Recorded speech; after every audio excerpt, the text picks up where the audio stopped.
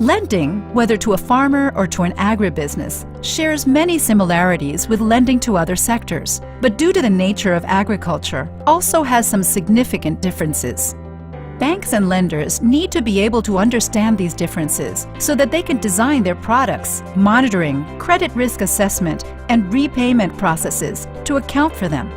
As with lending to all clients, irrespective of which sector they operate in, a bank needs to consider the 5 C's when lending for agriculture clients: character, capacity, capital, collateral, conditions.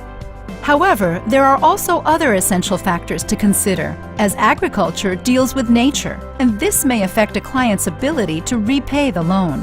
These agriculturally specific factors need to be taken into account when assessing a client's ability to repay, when structuring a loan, and when monitoring the loan throughout the season. Special attention should be paid to price times production equals revenue. It is critical that bankers, when determining whether to lend to an agricultural client, be aware that cash flows are linked to the agricultural production cycle, that agricultural prices vary throughout a season, and that a variety of natural issues, including weather events and outbreaks of pests and diseases, can dramatically affect production yields. This means the bank needs to structure products to meet the production cycle of the agricultural activity being financed, understand in depth the value chain of the crop being financed, so as to identify where the major risks are and how they are being managed, including price risk, how contracts are priced and the impact this has on a borrower, yield risk, the variability of yields, and whether risks are being effectively managed by the use of good agricultural practices or, where possible, using insurance.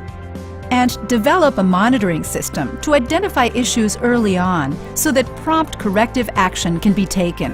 This may involve contracting agricultural experts to warn of impending issues.